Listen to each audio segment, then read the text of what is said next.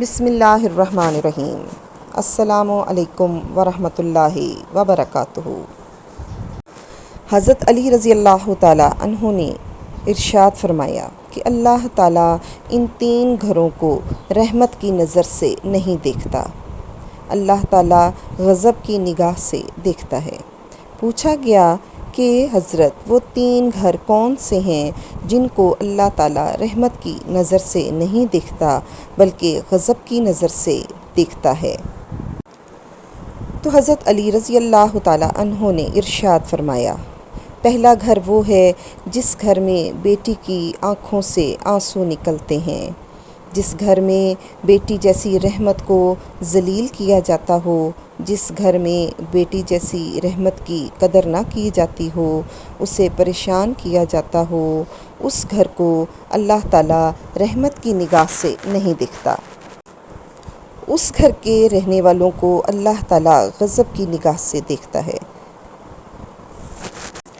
جب بیٹی کے آنسو بہتے ہیں تو اس کے بدلے میں اللہ تعالیٰ اس گھر سے اپنی رحمت اٹھا لیتا ہے، گھر میں رحمت ہمیشہ کے لیے ختم ہو جاتی ہے، برکت ختم ہو جاتی ہے۔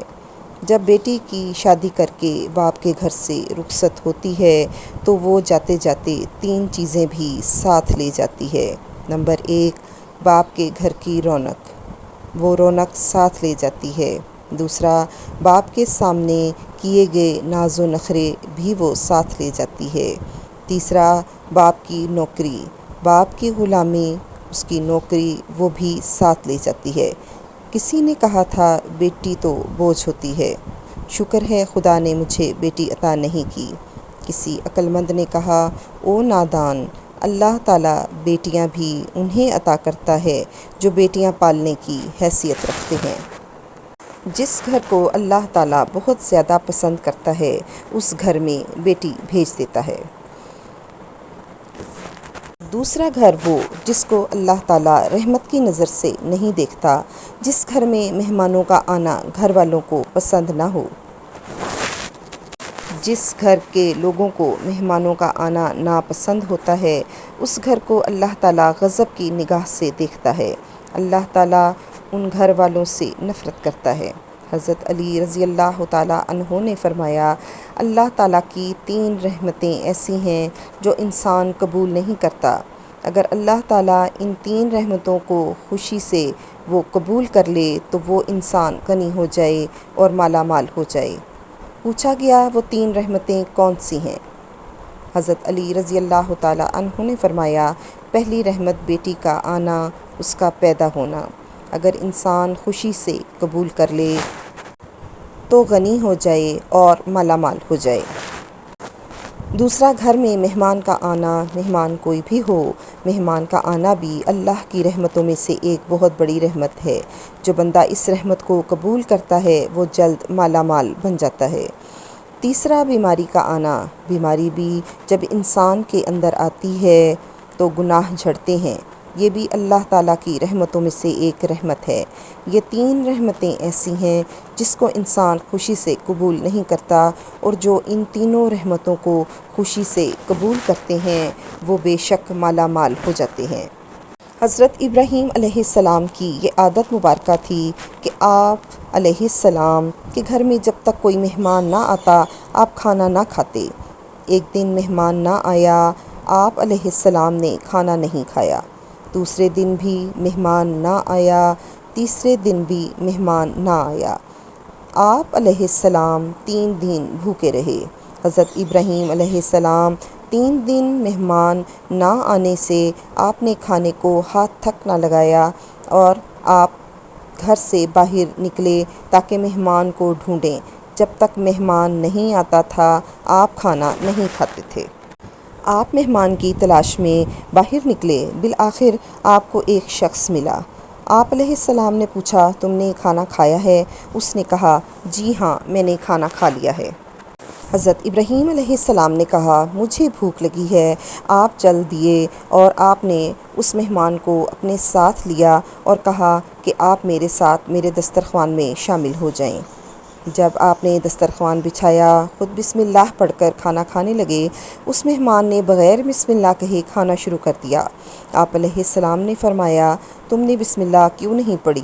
اس نے کہا، میں مسلمان نہیں ہوں، میں تو آتش پرست ہوں، میرا بسم اللہ کے ساتھ کیا لینا دینا؟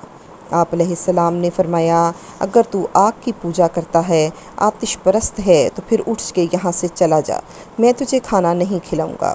وہ آتش پرست وہاں سے اٹھ کر چلا گیا۔ تھوڑی دیر کے بعد اللہ کے نبی حضرت ابراہیم علیہ السلام نے ہاتھ اٹھائے، اے مالک، کوئی مہمان بھیج دے، میں 3 دن کا بھوکا ہوں۔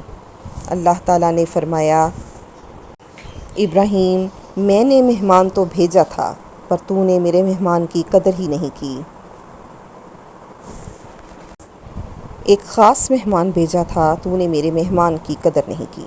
حضرت ابراہیم علیہ السلام نے کہا، مالک، وہ تو آتش پرست تھا، وہ تو آگ کی پوجا کرنے والا تھا، اور اس نے بسم اللہ بھی نہیں پڑھی تھی، میں اس کو کھانا کیسے کھلا دوں؟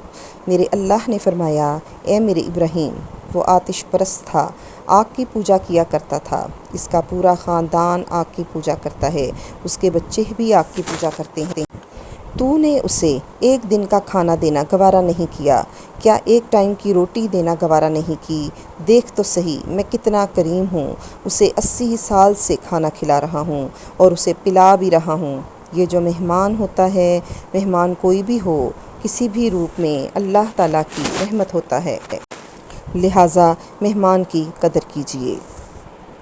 تیسرا گھر وہ جس کو اللہ تعالیٰ رحمت کی نظر سے نہیں دیکھتا بلکہ غضب کی نظر سے دیکھتا ہے، یہ وہ گھر ہے جس کی اولاد جوان ہوتے ہوئے بھی بوڑھے والدین پریشان ہوں، بوڑھے والدین کو دکھ ملتے ہوں، درد ملتے ہوں، طرح طرح کی مصیبتوں میں مبتلا ہوں۔ اولاد جوان ہے، اولاد کے جوان ہوتے ہوئے بھی بوڑھے والدین پریشان رہتے ہوں، اس گھر کو بھی اللہ تعالیٰ رحمت کی نظر سے نہیں دیکھتا۔ اللہ تعالیٰ ہمیں اپنے والدین کا فرما بردار بنائے اور ہماری اولاد کو ہمارا فرما بردار بنا کے ہماری گھروں کو رحمتوں کا گہوارہ بنا دے، آمین ثم آمین۔ اگر آپ نے ابھی تک میرے چینل لائف وتھ زویا کو سبسکرائب نہیں کیا تو کر لیجئے، تاکہ آنے والی ویڈیوز آپ تک پہنچتی رہیں۔ دعاؤں میں یاد رکھیے گا، خوش رہیں، خوش رکھیں، نیکیاں بانٹیں تاکہ نیکیاں واپسی پہ آپ تک پہنچتی رہیں۔ السلام علیکم ورحمۃ اللہ وبرکاتہ۔